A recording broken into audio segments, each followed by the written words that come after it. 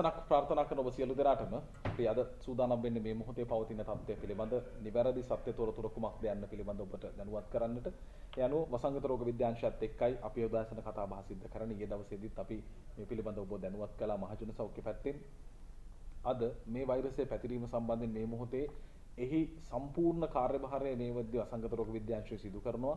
ඒ නිසා ඔවුන්ගේ වචනය සහ ඔවුන් මේ ක්‍රියාවලිය පිළිබඳ යොමු කරන අවධානය තමයි මේ ලංකාවේ වසංගතයේ පැතිරීම, ඒ වගේම වසංගතයේ තත්වය මේ සියලු දේ පිළිබඳ නිශ්චිතම ප්‍රකාශය බවට පත් වෙන්නේ. ඒ නිසා හරිම තැන තමයි අපි ඔබ වෙනුවෙන් රැගෙන එන්නේ. ඒ නිසා බොහොම ගෞරවයෙන් යුතුව අපි අද දවසේදීත් පිළිගන්නවා වසංගත රෝග විද්‍යාංශයේ වසංගත රෝග පිළිබඳ විශේෂඥ වෛද්‍යතුමිය දීපා ගමගේ වෛද්‍යතුමිය. අයබෝවන්. අයබෝවන්. ගෞරවයෙන් පිළිගන්නවා. මුලින්ම මම වෛද්‍යතුමිය පටන් ගන්නම් අද පත්තරේ තිබිච්ච කතාවකින් හඳුනාගත් ගණන 1034ක් රෝහල්වල හඳුනාගත් ගණන 1034යි. හැබැයි රෝහල්වල ඉන්නේ 528යි. මේ කියන්නේ බ්‍රැන්ඩික්ස් ආයතනයේ පොකුර සම්බන්ධයෙන් ආසාදිතයෝ 506ක් ආගියතක් නැහැ කියන ප්‍රවෘත්තිය වාර්තා කරනවා. ඒ කියන්නේ ඇත්තටම වෛද්‍යතුමියනි මේ වෙද්දී රෝහල්වලට හෝ නිරෝධායන මධ්‍යස්ථාන වලට හෝ නොගිය ආසාදිත බව හඳුනාගත්ත ඔබතුමියලට හොයාගන්න බැරි 506ක් ඉන්නවද රට ඇතුලේ?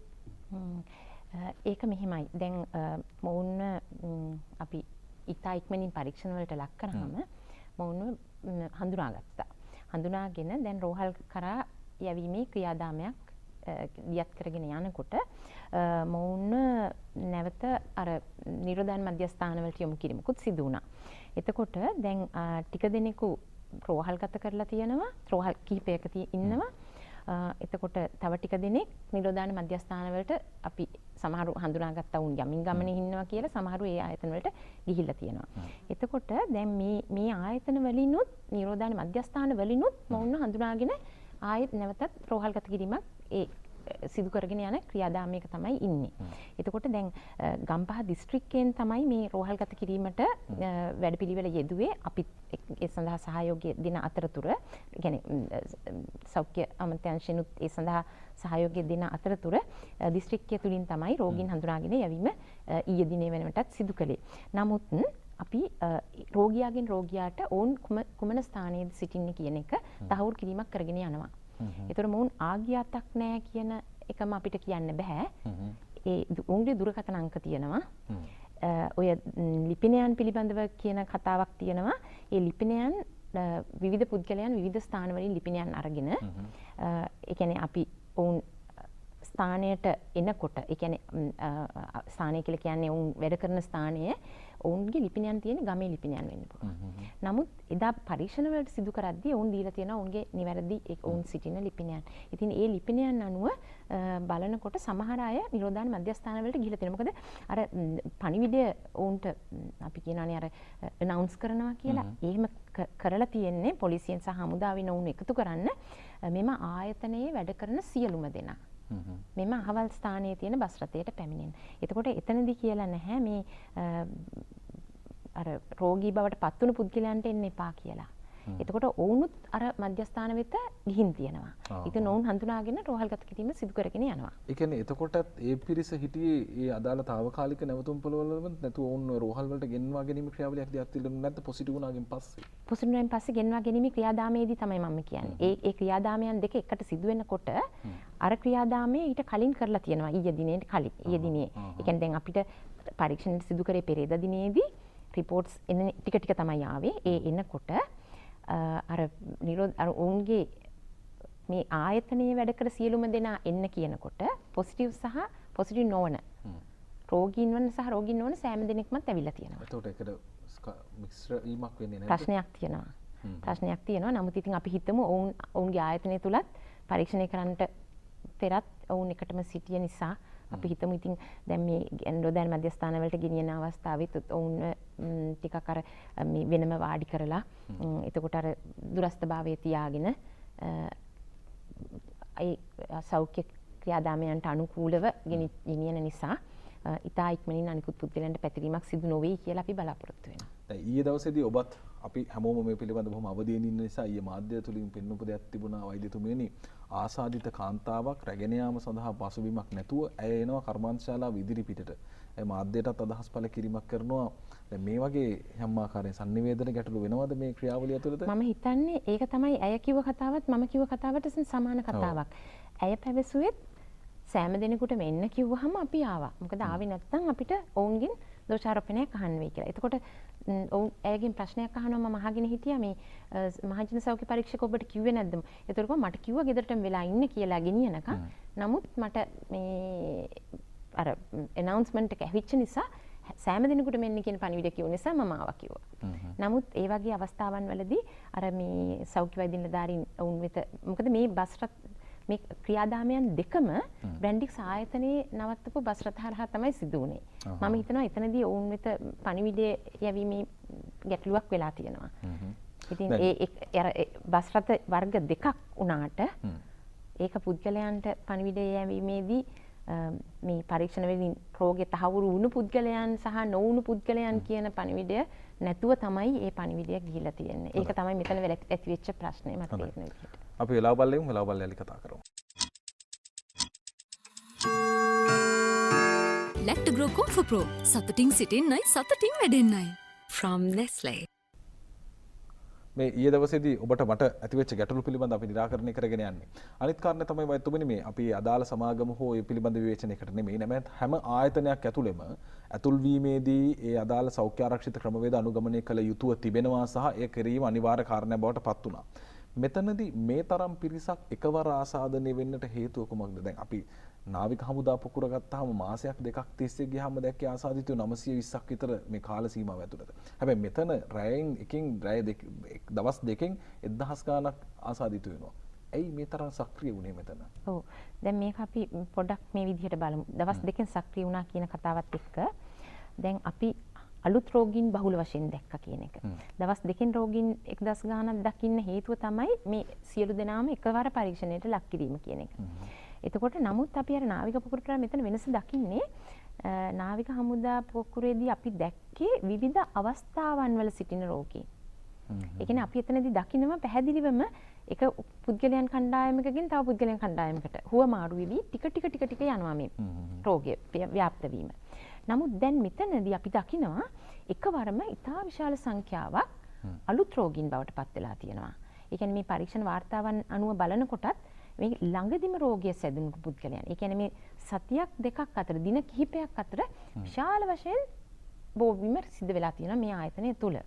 ඉතින් අපිට මේ දැන් අපි රෝගියෙක් හඳුනාගත්තාම මේ රෝගීන් රෝහල්ගත කරාම මේ සෑම රෝගියෙක්ම දුරකථනයක් මගින් සම්බන්ධ වෙලා වෛද්‍යවරුන් ওই රෝගියාගේ සායන ඉතිහාසයක් අහනවා.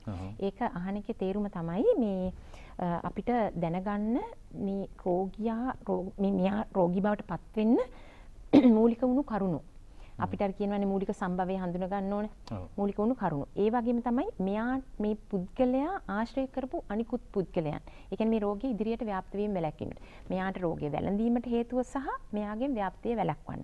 ඒතර මේ කරුණු පිළිබඳව තමයි විශේෂයෙන් සැලකිල්ලක් දක්වන්නේ අර සායනික ඉතිහාස කරුණු අහන අවස්ථාවේදී. ඉතින් මේ සෑම රෝගියෙක්ගෙන්ම අහනකොට අපිට අවබෝධ වෙන දෙයක් තමයි රෝගීන් බහුල වශයෙන් ඇතුළේ සිටියා කියන එක. ඒ කියන්නේ දැන් ආයතනයකට ඇතුළු වීමේදී අපි කියනවානේ මේ උණ බලන එකක් කරනවානේ. එතකොට ඒක බැලීම බලන එකේ තේරුම තමයි උණ තියනවා නම් ඒ මේ ඇතුළට එන්නේ නැතුව රෝහලක් කරා යොමු කිරීම. නමුත් මේ අවස්ථාවේදී ඔවුන්ම කියනවා උණ තියෙද්දිත් කමක් නැහැ මේ දවස්වල තියෙන වෛරස් උණක් කියලා ඇතුළට යන්න කිව්වා. එතකොට ඒ වගේම කියනවා ඔවුන් කියනවා ඇතුළෙම ඔවුන්ට තියෙන වෛද්‍ය මධ්‍යස්ථානයක්. ඔව්. ඒ වෛද්‍ය මධ්‍යස්ථානයේ බහුල වශයෙන් රෝගීන් ඇවිල්ලා ප්‍රතිකාර ලබාගෙන නැවතත් අර වැඩ කටයුතු වල නියැලුණා කියලා. ඉතින් එහෙමනම් මේ රෝගය යම්කිසි හේතුවකින් ඇතුළට ආවට පසුව ඉතා ඉක්මනින් ව්‍යාප්ත වෙන්න හේතුව තමයි බහුල වශයෙන්ම සෑම දෙනෙකුටම පැතිරෙන්න හේතුව තමයි මේ රෝගීන් ඔවුන් සමග නිරතුරුවම ගැටීම. ඒ වගේම තමයි අපි අර කොච්චර කිව්වත් අර දුරස්ථභාවය පවත්වා ගන්න මීටරයක දුරකින් ඉන්න කන බොන වෙලාවල් වලදී හෝමාරු කරගන්න එපා. අර කියනවානේ කැන්ටින් එකේදී පුළුවන් තරම් මොවුන් සමග ගැටීම් වල ඔවුන් කියන කරුණු කාරණා අනුව ඒ දේවල් වලට ඒ ආකාරයෙන්ම අනුගත වෙලා නැහැ. අපි එතකොට මේක අපි මේ ආයතනය කියලා කියනවා නෙමෙයි මේ වගේම අනිකුත් ආයතනත් ওই විදිහටම ඇති. එතකොට මේක ඉතින් ගන්න ඕන පාඩම තමයි අපි හිතනවා දැන් අපිට අපේ රට ඇතුලේ රෝගීන් නැතිකොට අපි සියලු දෙනාම ආරක්ෂිතයි කියලා. හැබැයි අපි අමතක කරන්න හොඳ නැහැ අපේ රටට නිරතුරුවම රෝගීන් ඇතුල් වෙනවා කියන එක. මේ රෝගීන් ඇතුල් වෙන ස්ථාන තියෙනවා කියන එක. එතකොට මේ ඇතුල් වෙන ස්ථානවල රෝගීන්ගෙන් යම්කිසි හේතුවකින් රෝගී බවට පත්වෙච්ච පුද්ගලයෙක්ගෙන් තව කෙනෙකුට පැතිරුණොත් රෝගය වැළඳුනොත් එයින් සමාජයට මේ හැකියාවක් තියෙනවා. ඉතින් යම්කිසි හේතුවකින් ඒ වගේ මෙතෙන්ට මෙම ස්ථානයට රෝගියෙක් ඇතුල් වෙලා තියෙනවා. එතකොට එයින් ඉතා ඉක්මනින් අනිකුත් අයට පැතිරිලා තියෙනවා. හොඳයි. ඒ නිසා සමහර වෙලාවදී ඔබ අපිම සාධාරණීකරණය කරගන්නවා. උණ බලනකොට උණ තිබ්බොත් මේ දවස්වල වෛරස් එකක් තියෙනවනේ කියන විදිහේ පටු තැනක ඉඳලා ඔබම නිර්ණායක තීරණය කරගෙන සාධාරණීකරණය කරගන්නවා නම් ආයතනය ඇතුලේ මේ එහෙම වෙච්ච බරපතල ප්‍රශ්නයකට ගමන් කිරීමක්. ඒ නිසා මේ වෙලාවේ ආරක්ෂිත ක්‍රමවේද අනුගමනය කරන්න කියන දේ සෞඛ්‍ය අංශ පුන කියන වෙලාවකදී නෑ මේක අවුලක් නෑ අපේ පැත්තට කොරෝනා එන්න විදිහක් නෑ වගේ තැන්වල ඔබ සීමා හදාගෙන හිටියොත් මේ ප්‍රශ්නය මේ ආකාරයෙන්ම දරුණු තැනකට ගමන් කරනවා. මේ කම්හලේ සිදුවීමේදීත් ඒ මූලික උණු කාරණේ දැන් කියවෙනවා. දැන් වෛතුමිනි කටකතා කීපයක් තියෙනවා. ඒ තමයි එකක් මේ සමාගමට ඉන්දියාවෙන් පිරිස් ඇවිත් තියෙනවා. ඒ හරහා මේ වෛරසය ඇතුල් වුණා. බංග්ලාදේශයෙන් ඇවිත් තියෙනවා. ඒ හරහා ඇතුල් වුණා. එහෙම නැත්නම් රෙදිපිලි ඉන්දියාවෙන් ආනයනය කළා තියෙනවා. ඒ හරහා ඇතුල් වුණා. එහෙම නැත්නම් ඉන්දියාවෙන් ආපු පිරිස් ඒ කියන්නේ විධිමත් සංක්‍රමණිකව විදිහ නැතුව බෝට්ටු වලින් ආපු පිරිසක් ඉන්දියාවේ උතුරට ඇවිත් හිටියා. උතුරේ අය මෙහි වැඩ කරා. ඒ නිසා මේ වෛරසය මේ කම්හල ඇතුළට ආවත්. එහෙම මොකක් හරි ප්‍රභවයක් පිළිබඳ තොරතුරක් තියෙනවද? ඔබ අවස්ථා පහක් කිව්වා. අපි පහ ගැනම වෙනම කතා කරමු. එකක් තමයි ඉන්දියාවෙන් ආවා කියන එක. ඉන්දියාවෙන් ආව කණ්ඩායම් මේ ස්ථානයේ මේ ආයතනයට ඇතුළු වුණා කියන එක. ඒතර ඉන්දියාවෙන් බංග්ලාදේශයෙන් බංග්ලාදේශයෙන්. එතකොට ඉන්දියාවෙන් ආව කණ්ඩායම් කියන එක අපි ඔක මුලම දිනේ. මොකද අපිට මේ ආයතනයට සම්බන්ධ ඉන්දියාවෙන් ආව කණ්ඩායම් අතර රෝගීන් සිටියා. කලින් නිරෝධායන මධ්‍යස්ථාන වලින් රෝගීන් හඳුනාගෙන රෝහල් කරා යොමු කර රෝගීන් හිටියා. ඉතින් අර සායනික ඉතිහාස කියන මම කතාව කිව්වනේ. එතකොට ඒ අවස්ථාවන් වල අපි අහනවායි ඔවුන්ගෙන් කී දිනක් පැමිණියාද? ඔවුන් නිරෝධායනය වෙනවද? ඔවුන් අතර තව රෝගීන් හිටියද කියලා ඒ පුද්ගලයන්ගෙන් අහනකොට කී දිනක් ආවද කියන වෙලාව අවස්ථාවේදී ඉතින් ඒ ගුවන් යානයේ විශාල ප්‍රමාණයක් ඇවිල්ලා හිටියා. මේක වෙන්නේ ජූනි මාසෙ විතර පළවෙනියෙන්ම. එතකොට අපි ඒ පුද්ගලයන්ට ගෙන් මේ ආයතනයට යන්න පුළුවන් කමක් නැහැ. මේ රෝගයට. මොකද ජූනි මාසයේ සහ මේ අතර ඉතා විශාල මේ කාල පරාසයක් තියෙනවා. ඒ වගේම තමයි ඔවුන් නියමිත ක්‍රමයට නිරෝධායනය වෙලා තමයි සමාජයට ඇවිල්ලා තියෙන්නේ. එතකොට නිරෝධායන අවස්ථාවන් දෙකම පහු කරලා ඉන්නේ. එතකොට අපි කරන රටේ තියෙන ක්‍රියාදාමයේදී මෙපමණ කලක් මේ ක්‍රියාදාමයන් දෙකටම, ඒ කියන්නේ අනිවාර්ය නිරෝධායන මධ්‍යස්ථානයකත් ඉතුරු දින 14 නිවසේ නිරෝධායනය කියන අවස්ථාවන් දෙකටත් ලක් වෙච්ච අයගෙන් සමාජයට රෝගීන් ආවේ නැහැ. එතකොට අපි මේ අවස්ථාවේ ඉඳගෙන බැලුවොත් එතකොට අර ජූනි මාසයේ අතරතුර ආව අයගෙන් සමාජයට එන්න පුළුවන් කමක් නැහැ. එතකොට ඊළඟට කතාව තමයි ඔය ඉන්දියාවෙන් නැවතත් පැමිණියා බංග්ලාදේශයෙන් පැමිණියා. බංග්ලාදේශයේ කතාව ඔවුන් විසින් ඒ ආයතනයේ කිව්වා ඒ වගේ එහෙම පුද්ගලයන් අපේ ආයතනයට ඇවිල්ලා නැහැ කියන එක. නමුත් ඉන්දියාවේ තියෙන ඔවුන්ගේ බ්‍රාන්ච් එකක්. එතන වැඩ කර ශ්‍රී ලාංකික ශ්‍රමිකයන් ටික ලංකාවට පැමිණිලා තියෙනවා සහ ඔවුන්ගේ පවුල් වල අය. ඔවුන් මෙම ආයතනයේ රැකියාව සඳහා පැමිණිලත් නැහැ.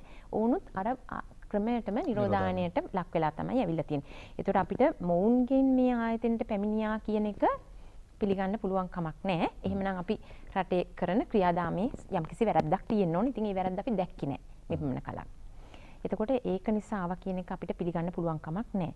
එතකොට තමයි තව එකක් තියෙනවා මේ පිටරැටියන් මේ ආයතනයට ආවද කියන එක. එතකොට පිටරැටියන් ඇවිල්ලා යම්කිසි සේවාවක් සැපයුවා නිරෝධායනට ලක් නොවි කියලා ඔවුන් ඒක ප්‍රතික්ෂේප කරනවා. එහෙම දෙයක් සිදු වෙලත් නැහැ.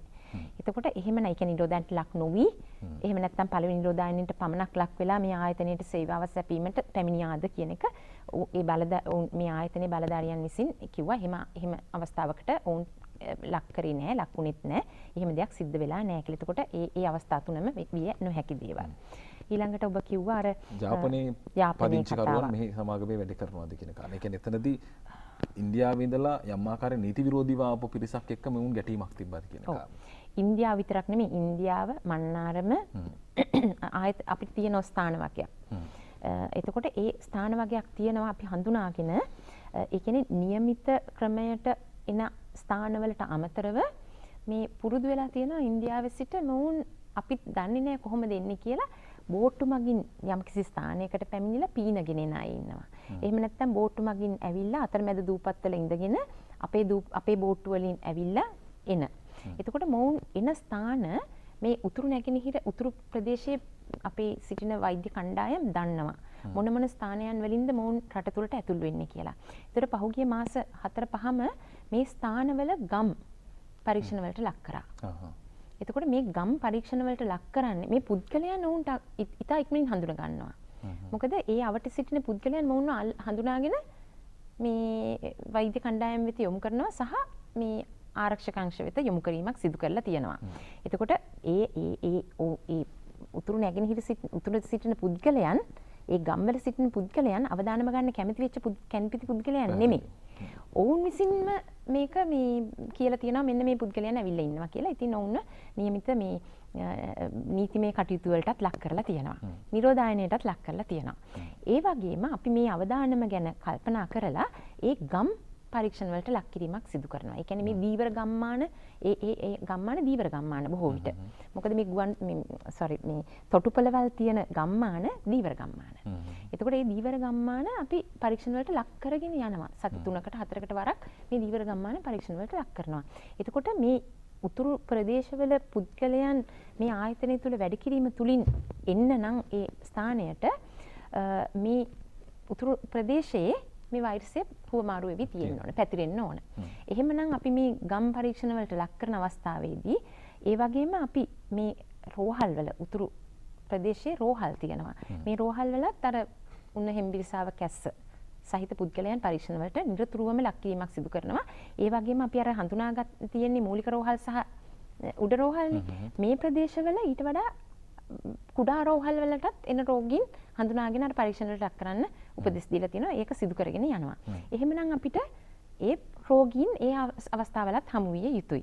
එතකොට අර මේ ආයතනයට උතුරෙන් පැමිණෙන මේ පුද්ගලයන් වැඩ කිරීම තුලින් ආයතනයට ආවා කියන එක ඒක සිදුවිය හැකි කාරණයක් නෙමෙයි. දැනට තියෙන කරුණු අනුව ඒකත් සිදු වෙනා කියලා හිතන්න අමාරුයි.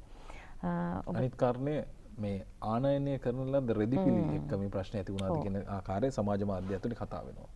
ඔව් දැන් මේ රෙදිපිලි පමණක් නෙමෙයි අනිකුත් බඩු භාණ්ඩත් රටවල් කිහිපයක් පුරාම හුවමාරු වෙනවා.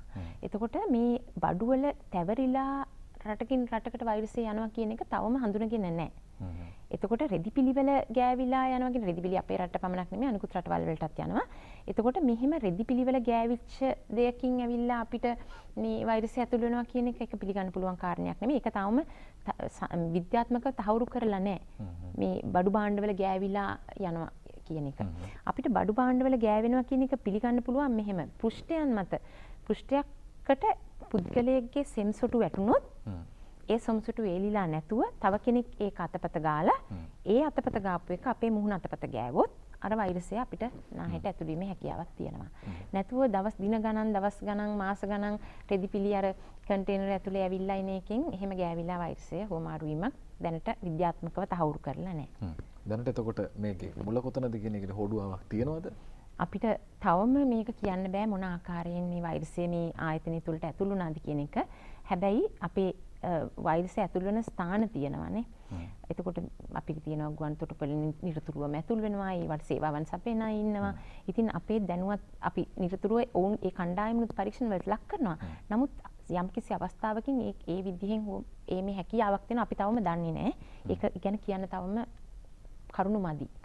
දැන් බොහෝ දෙනෙක් මුලින්ම චෝදනා වෙල්ල කළේ මේ මිනුවන්ගොඩ ප්‍රදේශයේ මේ කාන්තාව මේ තිදරු මව තමයි ආසාදිතයා බවට පත් වුණේ මුලින්ම ඇයගෙන් තමයි මේ කර්මාන්ත ශාලාවට වෛරසය කාන්ත වුණේ කියලාද? මේකත් මිත්‍යාවක්ද? අපිට මිත්‍යාවක් කියලා කියන්න බෑ. අපි මේක මෙහෙම කියමු. ඒක නිවැරදි කරුණක් නෙමෙයි. හේතුව මොකද? දැන් මේ ඇය තමයි රෝගී බවට පත් වෙලා පළවෙනිම හඳුනාගත්තේ. හැබැයි ඇය හඳුනා ගන්නකොට තවත් විශාල වශයෙන් රෝගීන් ඉන්නවා. ඒතකොට ඇය විසින් අනිත් අයට පැතුරුණා නෙමෙයි. එතන ඇතුලේ තිබුණු රෝගය ඇයටත් වැළඳුණා. එතකොට මේ රෝගීන් වැළඳිච්ච බොහෝ දෙනෙක් ඉන්නවා. පළවෙනියෙන්ම කාටද හැදුනේ කියන එක අපිට දැනට හොයාගන්න බෑ. හැබැයි යම්කිසි හේතුවකින් රෝගය ආව ඇතුළට මොකද බහුල වශයෙන් රෝගීන් මුලම මේක මෙහෙම කරගන්න පුළුවන්කම තිබුණා. මුලින්ම රෝගය ඇතිවෙච්ච පුද්ගලයාව අර වෛද්‍ය මධ්‍යස්ථානයෙන් හෝ ඇතුළට මේ පුද්ගලයන් ඇතුළු වෙනකොට මට අසනීපයි කියන අවස්ථාවේදීම රෝගියෙක් හඳුනාගත්තා නම් අපිට ඇයගේ සුළමුල හොයලා හොයාගන්න තිබුණා කොයි ආකාරයෙන්ද මොන වගේ සම්බන්ධකමක්ද අර රට තුළට ඇතුළු වන පුද්ගලයන් සමග තිබුණේ කියන එක අපිට හොයාගන්න පුළුවන්කමක් තිබුණා. නමුත් මේ අවස්ථාවටපත් වුණාම ඒක අපිට හොයාගන්න අමාරුයි. එතකොට මේ පුද්ගලයා නෙමෙයි ඇත්තටම හේතුව. මේ කාන්තාව තමයි අපි රෝගය තියෙන බව දැනගත්තේ. මේක ඇතුලේ. ඉතින් මේක මම හිතනවා මේ ඇය නිසා අපිට වාසනාවක් කියලා. මොකද ඇතුලේ තියෙන ඉතා විශාල වශයෙන් ගිය වසංගත තත්ත්වය අපිට හොයාගන්න පුළුවන් වුණා සමාජයට මුදාහරින්නට පෙර. විශාල වශයෙන් සමාජයට මුදාහරින්නට පෙර. අපි බලාපොරොත්තු වෙනවා දැන් අදත් ඉතා විශාල වශයෙන් මේ ප්‍රදේශයේ පරීක්ෂණ වලට ලක් කරනවා මේ ඔවුන් ළඟම ආශ්‍රිතයන් බහුල වශයෙන්. ඉතින් ඔවුන්ගේ ළඟම ආශ්‍රිතයන්ට පැතිරලා තියෙනවද කියන එක හඳුනා ගැනීම තුලින් ඔවුන්ගෙන් තව සමාජයට ගතවීම වැළැක්වීමේ ක්‍රියාදාමයක් ක්‍රියාත්මක වෙනවා. මේ සියලු කාරණා බොහෝ තැන්වල විවිධ අය ලියන අය කතා කරන අය මේවා සම්බන්ධයෙන් නිසි අවබෝධයකින් තොරව බොහෝ තැන්වල විවෘතව කතා කරේ මේ හැම එකටම අන්තිමට ලුයන්නක් එකතු කරලා මේක මෙහෙම වෙලාලු මෙහෙන් ඇවිල්ලාලු කියන විදිහේ කතා මේවා. ඒ නිසා වසංගත රෝග ඒකකය තමයි මේ කාරණය සම්පූර්ණයෙන් කළමනාකරණය කිරීම සහ අධීක්ෂණය කරන්නේ. ඒ නිසා තමයි අපි එතුමියගෙන්ම මේ කාරණය පැහැදිලිව ඔබ වෙත සමාජගත කරන්නේ. මේ මොහොතේ පවතින ප්‍රශ්න මොනවාද? ගැටලු ඒ කියන්නේ අනාවරණ කරගන්නට නොහැකි විවිධාකාරයේ සමාජය තුළ වැරදි චිත්‍ර අඳින කාරණා මොනවාද? ඒ පිළිබඳව අප පැහැදිලි කරගනිමින් සිටින වසංගත රෝග විද්‍යාංශය තමයි ලංකාවේ කොරෝනා සම්බන්ධයෙන් තීරණ අවශ්‍ය ආකාරයෙන් මේ වෛරසය පැතිරීම මේ සියලු දේ පිළිබඳව අවධානය යොමු කරන්න. ඒ නිසා අප කතා කරන්නේ එතන සමගින්. වසංගත රෝග පිළිබඳ විශේෂඥ වෛද්‍යතුමිය දීපා ගමගේ වෛද්‍යතුමිය සමගින් අපි කතා කරමින් ඉන්නේ.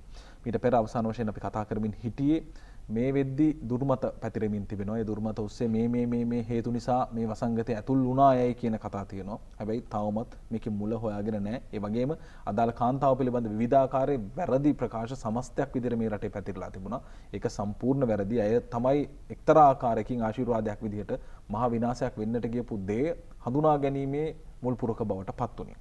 එතනින් ඉස්සරහට આવොත් වෛද්‍යතුමියනි දැන් ඇය සිටිනවා. ඒ වගේම කර්මාන්ත ශාලාවේ මේ වෙද්දී දහස ඉක්ම වූ ආසාදිතින් සංඛ්‍යාවක් ඉන්නවා. ඒ වගේම වැලිසර කඳවුරේ ආසාදිතෙක් මේ වැලිසර මේ කම්හලේ ආසාදිතෙක් මේ වෙද්දී ඉන්නවා.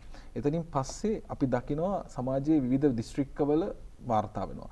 මේ හැමෝම ආසාදිතීන්ගේ ආශ්‍රිතයින්ද නැත්නම් මේ සම්බන්ධතාවයක් හොයාගන්න බැරි රෝගීන් කවුරු හරි ඉන්නවද මේ පොකුර ඇතුලේ? ඔව් දැනට තියෙන හඳුනාගත්ත සියලුම දෙනා යම්කිසි ආකාරයකින් මේ ස්ථානයට සම්බන්ධයක් තියෙන අය. දැන් මේ වැලිසර කම්හලේ හඳුනාගත්ත පුද්ගලයාත් දැනට අපිට එක්කෙනෙක් ලැබුණු වාර්තා අනුව එක පුද්ගලයෙක් ඉන්නවා. ඔහු මෙතනට නිරතුරුවම යන එන පුද්ගලයෙක්. එතකොට ඔහුට තියෙනවා මේ ආයතනයත් සමග සම්බන්ධකමක්. එතකොට ඒ වගේම අපිට ඔබ අහපු අනිකුත් ප්‍රශ්නේ තමයි මේ එහෙම නැති පුද්ගලයන් ඉන්නවද කියලා. අපිට දැනට එහෙම දෙන්නෙක් ඉන්නවා. එතකොට ඒකේ එක පුද්ගලයෙක් අපි තමයි අර ඊයේ රෝහලින් පැනලා ගියා කියලා කියන පුද්ගලයා සහ තව කාන්තාවක් සිටිනවා. ඉතින් ඔවුන් දෙන්න වෙනම තියාගෙන රෝහල් මගින් නැවතත් පරීක්ෂණ වලට ලක් කිරීමක් සිදු කරනවා. ගුවන්තොටුපොළේ හිටපු කාන්තාවද ගුවන්තොටුපොළේ ඒ කාන්තාවට සම්බන්ධකමක් තියෙනවා. ඇය මොකද ඇය විසින් ප්‍රකාශ කළා තියෙනවා ඇය මේ මොවුන්ගේ ඇඟලුම් කම්හලේ වැඩ කරන පුද්ගලයන් සමග එකම නිවාසිකාගාරයකට ගිහිල්ලා උන් සමග සම්බන්ධකමක් තිබිලා තියෙනවා. අර නිවාසිකාගාරයේ හිටපු අය දැන් රෝගීන් බවට පත් වෙච්ච අය ඉන්නවා. ඉතින් එතනත් සම්බන්ධකමක් තියෙනවා.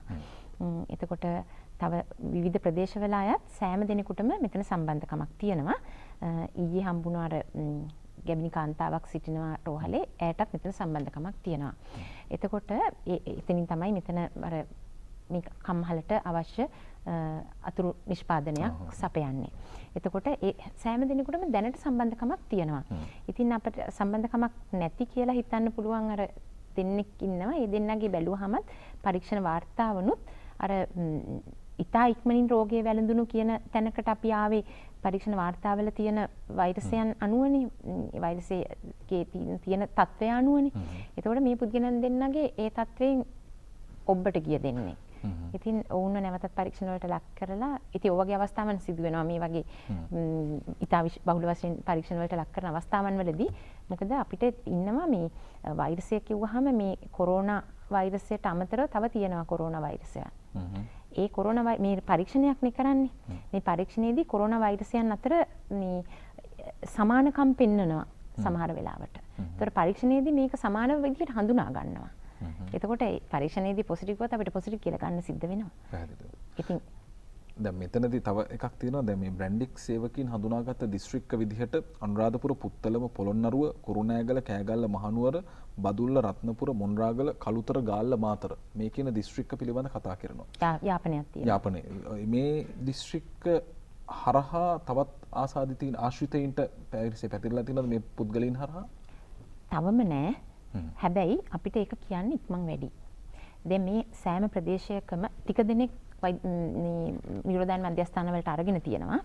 අනිකුත් පුද්ගලයන් මේ ස්ථානවලම අපේ වෛද්‍ය කණ්ඩායම් ප්‍රජා සෞඛ්‍ය පිළිබඳව ඉන්නවා. මේ ප්‍රාදේශීය වසංගත රෝග විද්‍යාඥ සහ සෞඛ්‍ය වෛද්‍ය නිලධාරී කණ්ඩායම් සහ උන් යටතේ වැඩ කරන මහජන සෞඛ්‍ය පරීක්ෂක සහ ඒ කණ්ඩායම් වැඩ ඉන්නවා. මොවුන් විසින් මොවුන් නිවසේ නිරෝධායනට ලක් කරගත්ත ඉතා විශාල කණ්ඩායමක් තව සමාජය තුළ ඉන්නවා මේ දිස්ත්‍රික්කවල. ඒ කියන්නේ මොවුන්ගේ ළඟම ආශ්‍රිතයන් කිහිප දෙනෙක් අරන් තියෙනවා නිරෝධායන මධ්‍යස්ථානයන්ට.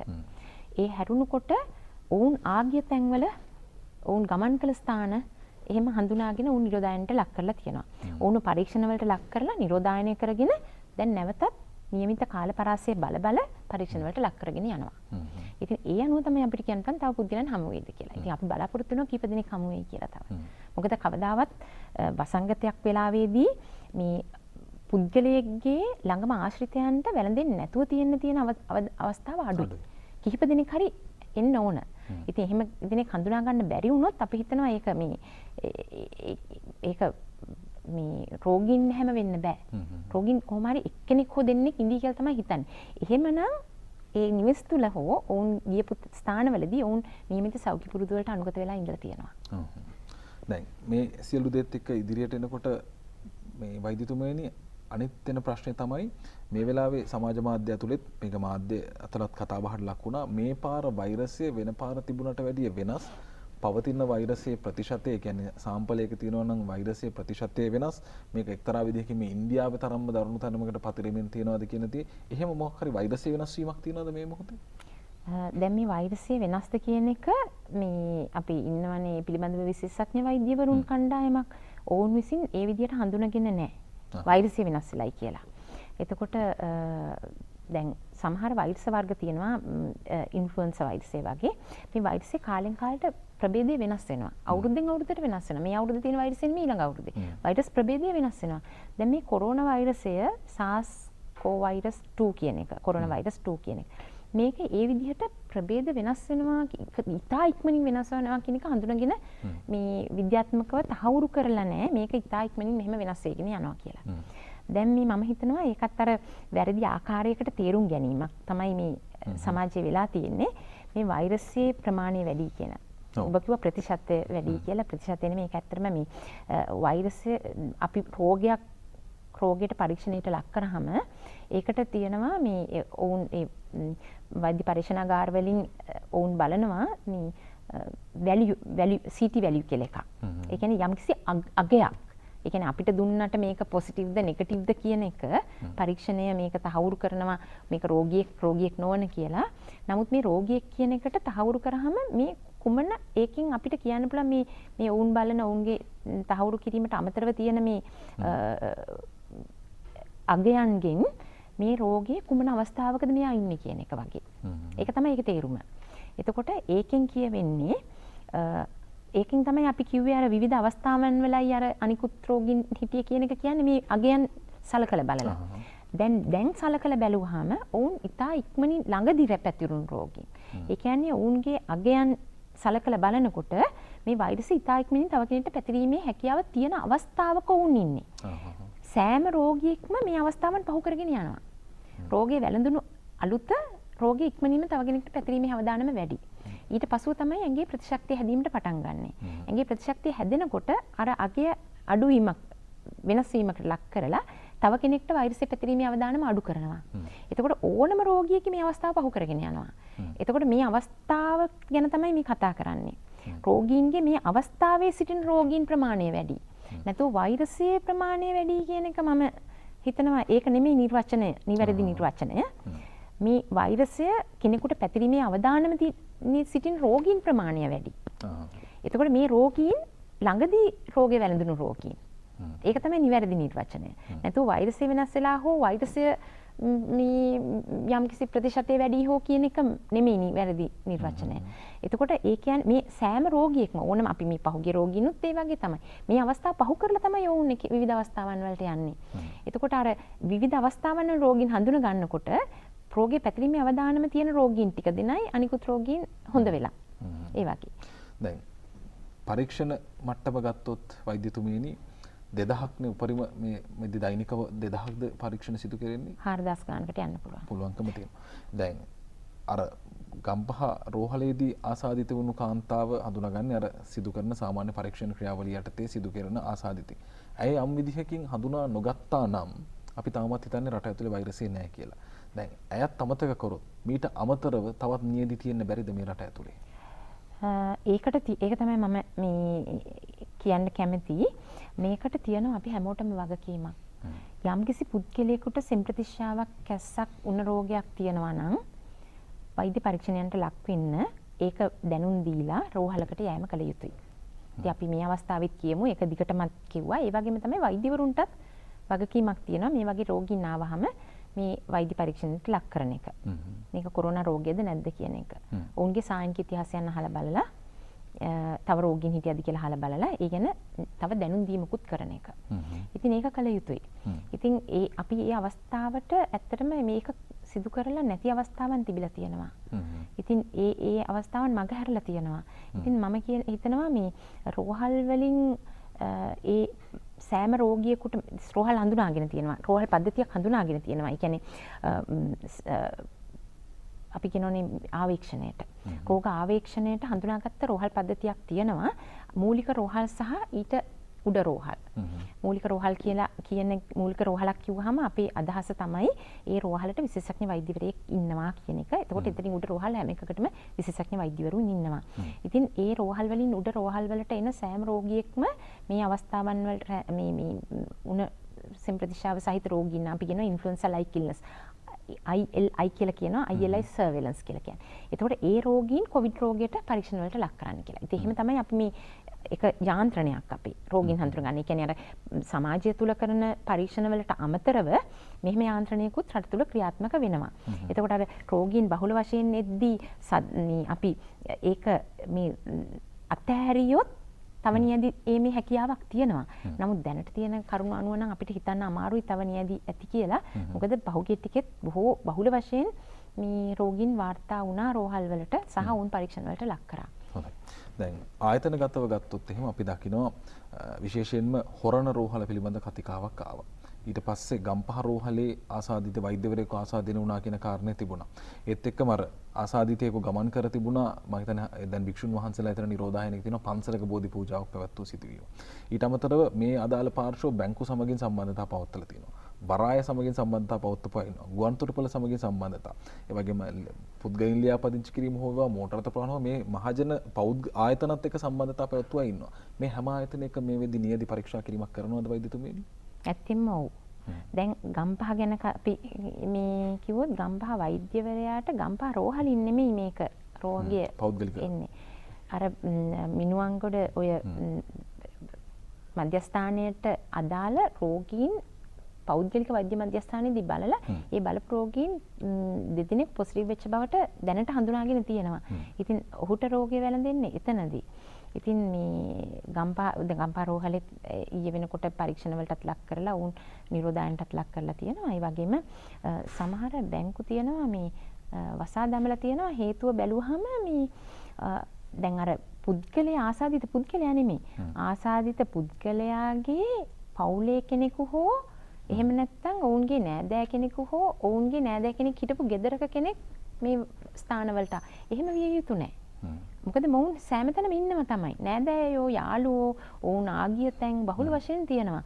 ඉතින් මේ ස්ථානවලදී මොවුන්ට කෙලින්ම මුණ ගැසුණු පුද්ගලයෙක් ඉන්නවා නම් ළඟින් ආශ්‍රය කරපු ආශ්‍රිතයෙක් සිටිනවා නම් ඔවුන් හඳුනාගෙන පරීක්ෂණ වල ලක් කිරීම මේ දිනවල කරගෙන යනවා. ඒතකොට මේ කොළඹ අවට විතරක් නෙමෙයි සෑම ලංකාවේ සෑම ප්‍රදේශයකම. ඉතින් ඒකට තමයි අර මේ මහජන සෞඛ්‍ය කණ්ඩායම් මේ ක්‍රියා කරගෙන යන්නේ. ඉතින් ඔවුන් දිවාරය නොබලා මොවුන් හඳුනා ගන්න ක්‍රියාදාමයක් දැන් දවස් මේ පළවෙනි දවසේ සිටම ක්‍රියාත්මක වේගෙන කරගෙන යනවා. නියදි පරීක්ෂණයක් කරනවා ඒ අතරතුර. ඉතින් පරීක්ෂණාගාරවලට දරාගත හැකි ප්‍රමාණයකට මේ නියදි අහඹු නියදි පරීක්ෂණය කරනවා. නමුත් අපි දැන් අපේ මේ ප්‍රයොරිටි එක දීලා තියෙන්නේ මූලිකත්වයේ දීලා තියෙන්නේ අර ළඟම ආශ්‍රිතයන් සඳහා. ඒක සෑම දිස්ත්‍රික්කෙම ළඟම ආශ්‍රිතයන් පළමුවෙන් කරලා ඊළඟට අහඹු නියදි පරීක්ෂණයට කරන්න කියන එක තමයි දැනට කරගෙන යන එක. එතකොට ඔබ කිව්ව අර අනිකුත් ආයතනවල ඉතින් මම කියන්න කැමති මේ අවස්ථාවේ අනවශ්‍ය ලෙස බියටපත් විය යුතු නැහැ.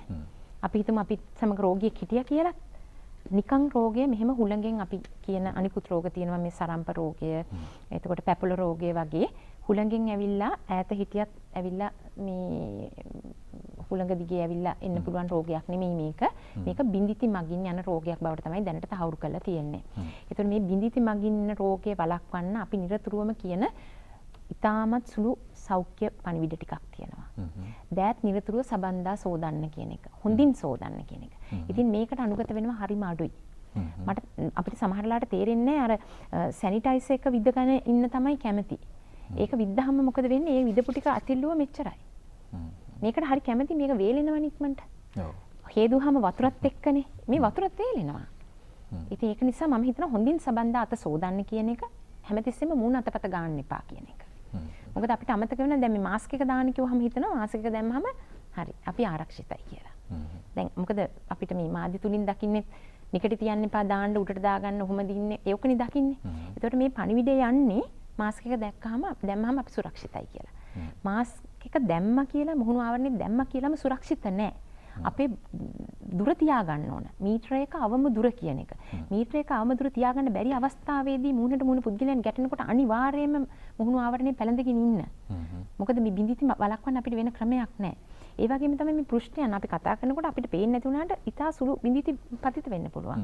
ඒතර ආශ්‍රිතයෙක් සිටින අපි මං ආයතනයක් ගැන කතා කරනකොට ඒ ආයතනයේ අපි හිතමු ඒ බින්දිති පතිත වෙන ස්ථානයන් තියෙනවා නම් අනික් පුද්ගලයාගේ බින්දිති පතිත වෙන ස්ථාන අතපත ගන්න එක වළක්වන්න. හැමතිස්සෙම රේලින් එක අල්ලගෙන උඩට නගින එක. මේ අපේ අත් දෙක අපි ළඟ තියාගන්න. මේ පෘෂ්ඨයන් හැමතිස්සෙම අල්ලල්ලා ඉන්න එපා කියන පණිවිඩේ. ඒ වගේම තමයි මේකේ මූණත ගන්න එපා කියන එක හැමතිස්සෙම. ওই ටිකට අනුගත වුණොත් අපිට ඒ ආයතන තුල පුද්ගලයෙක් හිටියා වුණත් අපිට ඒ මගින් රෝගය බෝවීම වැළැක්විය හැකියි. හොඳයි. මේ වෙද්දී ඇඳිරි නීතිය නිරෝධායන ඇඳිරි නීතිය ක්‍රියාත්මක වුණු ප්‍රදේශ විදිහට ඊයේ වෙනකොට දැනුම් දුන්නේ කම්පහ පොලිස් වසම කිරිඳිවැල, දොම්පේ, පූගොඩ, ගණේමුල්ල, වීරගොල, වැලිවේරිය, මල්වතු හිරිපිටිය, නිට්ටඹුව, මීරිගම, පල්ලෙවැල, යක්කල, ජායල සහ කඳාන කියන පොලිස් බල ප්‍රදේශවලට නිරෝධායන ඇඳිරි නීතිය සම්බන්ධයෙන් ඊයේ දවසේදී ප්‍රකාශයක් සිදු කර තිබුණා. ඊට අමතරව රට අභ්‍යන්තරයේ වෙනත් දිස්ත්‍රික්කවල යම් ආකාරයකින් ග්‍රාමසය අවසම් විදිහට යම් ආකාරයෙන් සංචරණ සීමා කිරීම කරන ලද ප්‍රදේශ මේ වෙදි තියෙනවද වෛද්‍යතුමිය? මේ වෙදි නම් එහෙම හඳුනාගෙන නැහැ. ඉතින් අපි හිතනවා එහෙම කළ යුතු නැහැ කියලා. මොකද මේ වෛරසය මේ අපිට මේ වගේ අවස්ථාවන් වලට මුහුණ දෙන්න වෙනවා. දැන් අපි ඕකට තමයි අපි අර ලෑස්ති උනේ. මොකද නිව් නෝමල්සි කියලා. නව සාමාන්‍ය. ඉතින් නව සාමාන්‍යකට අපි ලෑස්ති වෙලා නැහැ. ඒක තමයි අපිට පේන්නේ. නව සාමාන්‍යකරණයට ලෑස්ති වුණා නම් මේ වගේ අවස්ථාවන් වලට මුහුණ දීලා අපිට පුළුවන් වෙනුනේ ඉතා ඉක්මනින් හඳුනාගෙන රෝගීන් මේ අපේ තියෙන අසංගතයන් පාලනය කරන්න. ඒතර 1000 ගාණක් එනකන් අපිට ඉන්න ඕනේ රෝගීන්. රෝගීන් දෙන්න තුන් දෙනා එනකොටම හඳුනාගෙන ඒ වසංගතයේ ඒ ආයතනය තුලින්ම ඉතා ඉක්මනින් හඳුනාගෙන ඉතා ඉක්මනින් පාලනය කිරීමේ හැකියාවක් තියෙන්න ඕන. ඉතින් අපි මේ අවස්ථාව ගිලිහිලා තියෙනවා එතනින්. ඉතින් ලංකාවේ අනිකුත් ස්ථානවල දැනට තියෙන තත්ත්වය අනුව වසංගත රෝග විද්‍යාංශ විදිහට අපි හිතන්නේ නැහැ එහෙම ඇඳිරි නීතිය පැනවීමේ අවස්ථාවක් තියෙනවා කියලා. හොඳයි. මේ වෙද්දී ප්‍රමාණවත් තරම් ටෙස්ට් කිට් තියනවද? පරීක්ෂණ ධාරිතාව දරන්න පුළුවන්ද මේ පවතින තත්ත්වෙත් එක්ක? අපිට දැනට තියෙන කරුණු අනුව නම් රජය මගින් ඉතා ඉක්මනින් මේ අවශ්‍ය පහසුකම් සැලසීම නිරතුරුවම කළ යුතු දෙයක්. දැනට තියෙනවා කියලා අපි දැනට තියෙනවා අපිට අද දවස හොඳයි අද දවසේ පුළුවන් හෙට දවසේ පුළුවන් කියලා ඉන්න හොඳ නැහැ. දැන් අපි දරුවන්ට එන්නත් කරනකොට උනත් අපි කියනවා අපි හැමතිස්සෙම තියාගන්නවා මේ එන්නත් ඉවර නොවෙන්න රටේ. අපි කියනවා ඒකට බෆර් ස්ටොක් කියලා. බෆර් ස්ටොක් එකක් මේන්ටේන් කරනවා. කවදාවත් අපි එන්නත ඉවරයි ලෝකේ නැත්තම් තමයි අපිට නැති වෙන්නේ. නැතුව රටේ නැති වුණා දරුවන්ට එන්නත දී ගන්න බැරි වුණා කියන්නේ අපිට කියන්නේ ඒ ක්‍රියාදාමයේ ලෝකේ තියෙනවා ප්‍රශ්නයක්. එහෙම අවස්ථාවක. ඒ නැතුව අපි රට ඇතුලේ નિયમિત හොඳ ක්‍රියාදාමයක් තියෙන මේ දරුවන්ට නිරතුරුවම එන්නත ලබා දෙන්න. ඒ වගේ මේ පරීක්ෂණ වලටත් මම හිතනවා ඒ වගේ ක්‍රියාදාමයක් මේ ගොඩනගා ගැනීමේ අවශ්‍යතාවය තියෙනවා. මේ බෆර් ස්ටොක් හැම දෙයකම. ඒ කියන්නේ පරීක්ෂණ වලට ගන්න අපි කියනවානේ අර ටෙස්ටිං කරන swabs තියෙන්න ඕන, VTM tubes තියෙන්න ඕන. ඒ වගේම මේ ලැබ් එකේට තියෙන ටෙස්ට් කිට්ස් තියෙන්න ඕන. ඒකේ තියෙනවා විවිධ මම ඒ ගැන හොඳටම කියන්න දන්නේ නැහැ. අපි දෙන පරීක්ෂණය අරගෙන දෙන සාම්පලයෙන් ඒක වෙන් කර ගැනීම එක්ස්ට්‍රැක්ෂන් කියනවා. එතකොට ඒකටත් අවශ්‍ය වෙනවා යම්කිසි මේ ওই පරීක්ෂණ තත්ත්වයන්. එතකොට ඒ අනුව තව තියෙනවා ටෙස්ට් එක බලන. ඉතින් මේ සෑම දෙයක්ම ඇති ප්‍රමාණවල් වලින් දැන් තියෙනවා තමයි. දැන් තියෙනවා ඇති. නමුත් මේක නිරතුරුවම එන ක්‍රියාදාමයක් රටේ හදා ගන්න ඕන. මොකද මේ වගේ දේවල්ට මුහුණ දීමේ සහ නිරතුරුවම අපි දැන් රට විවෘත වීම ක්‍රමක්‍රමයෙන් විවෘත වීමත් සමග මේවට මුහුණ දීමේ අවශ්‍යතාවය තියෙන නිසා මේක නිරතුරුවම මේකට සූදානම්ින් සිටිය යුතුයි. අවසාන වශයෙන් විභාග සාමාන්‍ය පරිදි පැවැත්වීම පිළිබඳ තීරණය තියෙනවා දැනට තියෙන තත්ත්වය අනුව ශිෂ්‍යත්ව විභාගයේ සහ පසු උසස් පෙළ අභියෝගයක් කොහොමද සාර්ථක කරගත යුතු වෙන්නේ? ඔව් දැනට අපිට විශාල වශයෙන්ම ප්‍රශ්නේ තියෙන්නේ ගම්පහ දිස්ත්‍රික්කයේනේ. එතකොට දැන් ඊයේ රජ මගින් ප්‍රකාශයට පත් කරා අධ්‍යාපන අමාත්‍යාංශයෙන් ප්‍රකාශයට පත් කරා මේ විභාග දෙකම පවත්වන්න සාමාන්‍ය පරිදි තියෙනවා කියලා. එතකොට අපිට තියෙන ප්‍රශ්නේ තමයි දැන් ගම්පහ දිස්ත්‍රික්කයෙන් මේක අනිකුත් ප්‍රදේශවල පැතිරීමක් සිද්ධ වෙයිද කියලා. ඉතින් ඔවුන් විසින් අධ්‍යාපන අමාත්‍යාංශයේ ඉතා හොඳින් මේක මේ අධ්‍යයනය කරලා තියෙනවා. ගම්පහ දිස්ත්‍රික්කයෙන් කොළඹට ප්‍රදේශයට කොපමණ ශිෂ්‍ය සංඛ්‍යාවක් එනවද මොන පාසල් වලට දෙන්නේ ඒ වගේම ගම්පහ දිස්ත්‍රික්කයට අනිකුත් දිස්ත්‍රික්ක වලින් කොපමණ සිසුන් සංඛ්‍යාවක් කුමන ප්‍රදේශවලට එනවද කියන එක. ඔවුන් එය හොඳින් අධ්‍යයනය කරලා ඔවුන් සඳහා රජයේ ප්‍රවාහන පාසුකම් සලසලා ඒ වගේම මේ පාසල් වලට දැනුම් දීමක් කරන අවස්ථාවකට ඇවිල්ලා තියෙනවා. මේ ශිෂ්‍යයන්ට වෙනමම මේ ස්ථානයකට ගෙනනලා උන්ට විභාග ලිවීමට අවස්ථාව සලසලා දෙන්න. ඒ වගේම දැන් අපිට තියෙන ප්‍රශ්නේ තමයි රෝගීන් බවට පත්වුණු ශිෂ්‍යයන් ඉන්නවනම් සහ නිරෝධායනට පත්වුණු ශිෂ්‍යයන්. ඉතින් ඔවුන්ට මේ මධ්‍යස්ථානවලම මේ විභාගෙට ලිවීමේ පහසුකම් සලසලා දෙන්න තමයි දැනට මේ සූදානමක් තියෙන්නේ. ඉතින් ඒක සාර්ථක වෙයි කියලා අපි බලාපොරොත්තු වෙනවා.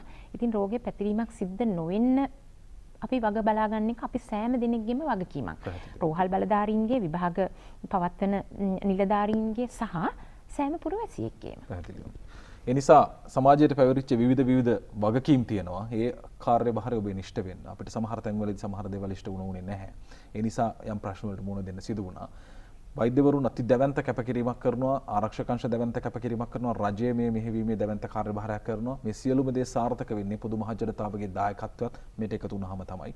ඒ නිසා අප බෙහෙවින්ම ස්තුතිවන්ත වෙනවා මේ මොහොතේදී මේ රටේ පවතින ප්‍රශ්න බොහෝමයක් මාධ්‍ය ඇතුළත විවෘතව කතා කෙරුණාට සමහර කාරණා හංගලා කතා කරේ. නමුත් මේ පිළිබඳ වෛද්‍යතුමිය බොහොම විවෘතව මේ දේවල් පැහැදිලි කිරීම පිළිබඳ අපි බෙහෙවින්ම ස්තුතිවන්ත වෙනවා. වසංගත රෝග විද්‍යාංශයේ වසංගත රෝග පිළිබඳ විශේෂඥ වෛද්‍ය දීපා ගමගේ වෛද්‍යතුමිය සමගින් කතා කළේ. බොහොම ස්තුතියි. අප ඉදිරියටත් ඔබ දැනුවත් කිරීමේ කටයුතු එනියැලෙනවා. ජාතික රූපවාහිනිය අපි වගකීමෙන් මේ සියලු කාරණා පිළිබඳ කතා කරන්නේ. ඒ නිසා හෙට දවසේදීත් අපි ඔබ දැනුවත් කරනවා. අදට සමු ගන්නවා යහපත් නිරෝගී දවසක් ප්‍රාර්ථනා කරනවා. ආයුබෝවන්.